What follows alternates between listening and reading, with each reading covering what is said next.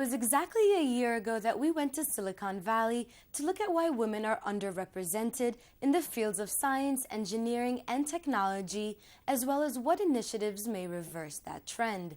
We made a similar video here in England a couple months before, where we traveled up and down the country to hear what's being done to attract and retain new female tech talent on this side of the pond. Now, in the third episode in our special video series, we take a closer look at female entrepreneurs and raising capital. The Next Woman is an online business magazine aimed at females. Last month, they hosted a speed mentoring event in London to connect aspiring entrepreneurs with industry experts. We asked the participants whether they have or plan to go down the VC route. Well, right now we're self-funded, and we're fine with that piece right now. Because it's a consumer web proposition, we feel pretty confident that we can get enough traffic in order to monetize the business early. We want to do as much as possible to get it to a point where we can then go. So not exactly right now, but in the next few months, definitely we'll be looking for capital. We seed funded it ourselves, but we're now raising angel funding. We've got 200,000 out of the 400 we want to raise, and I've been very much a part of that. No, we didn't actually for either of them. The first one was profitable from day one, and the second one we were very fortunate to secure a big contract from the get-go, which made that not necessary. I'm a little bit torn about funding.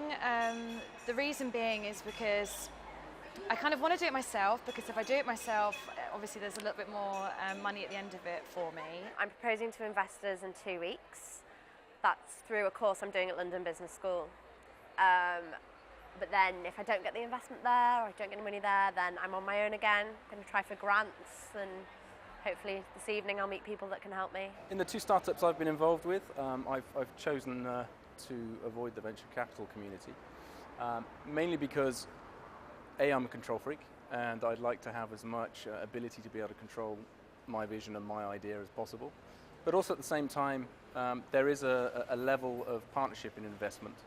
And depending on your scale, as I say, high net worth individuals, private investors, ones that can actually get passionate about the product with you, I actually find them to be much more pleasing company. I have a very feminine approach to funding, what I call the feminine approach. I'm generalizing, but it's true that it happens often, which is I try to only go for funding if I really need to. So my Brazilian business, my co-founder is my investor. It's a small investment, it's like an angel investment. And I try not to get more people in so I don't have to give away equity, because I don't feel the need to grow that business. It can grow slowly and organically. The UK business, we're fundraising right now. And right now is a tough time because of the impact of recession on everybody, and people are a bit slower. But I think it's picking up. And I'm fundraising like most people are fundraising right now, which is really trying to summarize your pitches and trying to put that one message out and try and get the people that could be interested in talking to you. Traditionally, women-led companies do not compete for a slice of the venture capital pie. According to the Center of Women's Business Research, while a relatively healthy 4 out of 10 U.S. private companies are female-owned, only 3 to 5% get venture funding. Clearly, there's a huge gender difference when it comes to seeking capital. Quite often people don't know where to start doing that. It seems it's quite intimidating, I think, to go to a big investment company. I think a lot of women prefer to go to a friend or go to family just because it's easier.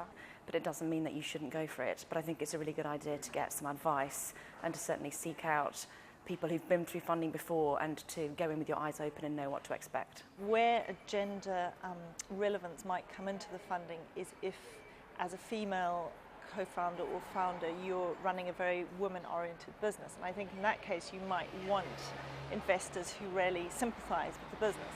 For me, I just never thought that was an option. Why would I take a loan or get someone to invest in my company and get shares when I could do it myself? It seems like a no-brainer to me. We're bootstrapped to start with, so we built the prototype on our own funding. Now we're going out to the next level to ask some. I don't see why there should be a gender difference between the two. I've not seen any evidence of it, but I'm not maybe that well traveled. A lot of women start their business with a loan or with their own money as opposed to outside money. And it takes them longer to go to that outside money, whether it's seed capital, venture capital. So it most of the time takes them also longer to grow. So there are more issues which you see why some women should go a little bit earlier than they nowadays do to take outside money. According to the National Venture Capital Association, only 14% of venture capitalists are women. And whilst asking for money to start up a business is not something everyone is familiar with, there are plenty of networks, initiatives, and grants set up to help women entrepreneurs get their business off the ground. Here's some advice. There's several organizations that I'm currently tracking, from seed funds through government institutions that look to fund spaces that have market failure where there may not be capital, to women's organizations like the Next Women, who host events like this to help bring together angel investors and entrepreneurs. You have a couple of funds in the US like Eliminate, Golden Seeds, which have money to give to women-led companies. In the UK, you have Trapezia, which does that. You have a government fund like the Aspire Fund, which matches funds from an outside investor to a women-led company. So there are a couple of these type of initiatives. There are several areas, ingredients that go into making a good business and making a successful start. And that really needs to be documented. You need to have a proper understanding. Once you have that, you're able to then start taking it out to other people in your network. You'd be amazed how many people you do know who are able to offer some proper insight, but are also going to give you feedback. I speak to a lot of VCs, although most of the time they're telling me, and they're right, that it's a bit too early for them, but then they give me good feedback. They kind of question me and tell me why they wouldn't invest or what's wrong or what they think could be a problem, and it helps me kind of redo my planning. It's good feedback. And the more you pitch, the easier it gets, and when I pitched this earlier today to a VC, it was like talking to a friend about what I did yesterday. It's really easy.